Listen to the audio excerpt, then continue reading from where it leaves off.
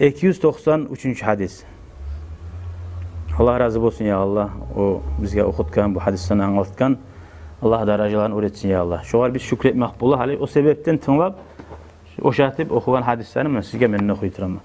Ozu da bizge tapşır edi. Şu okugan zatını siz de başkalarına yetiştiririz deyip Allah kabul etsin ya Allah. Daha da 293 hadis. Anna İbn Abbasin radıyallahu anhuma qal. Abbas'ın ulanı ikisine de Allah razı olsun aytti. Kana Resulullah Allah'ın elçisi sallallahu aleyhi ve sellem boldu acvadan nasi bil hayri. Yaxşılık deyinizek lap da bek çomart adam eydi baydı. Aldığı hadiste okumada okuduk geçen cuma çetver gün. Namazga qamat etken yerde bir adam gelip tiladi. Ya Resulullah meni bir azına kulluğum kalgan dep. Namazın koyup ilmayına turagan, qamat etken namazı da koyup barıp şu adamın kulluğunu bitirip geldi.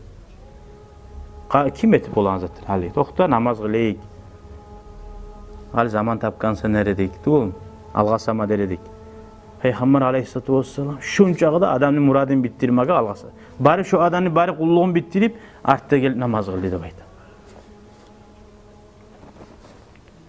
Bari ki şu ozu sali şu adamın muradı bitmeye kalam kendine korkup.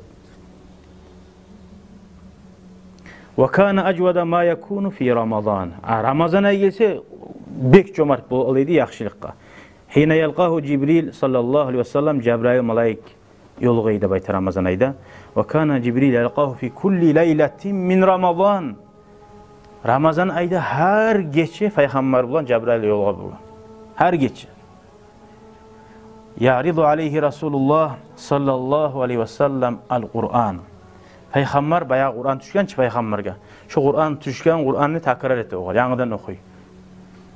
Fa iza laqiyahu Cibril kana Resulullah sallallahu aleyhi ve sellem. Şu Cebrail olan yolqan gününden acvada bil hayri minar rihil mursala. Şu kuşlu yel bulaç be yivarlayan. Şu yel denese yaxşılıkka bek çomak bolmak aseteydi bayt. O hadislerde barda var ki Peygamber aleyhissalatu vesselam ayta. Uhud tavcağa meni altınım bolgamsa Artin neyonga menne bir zatta kalmasaydı. Barına ulaşıp taydırar emreyin.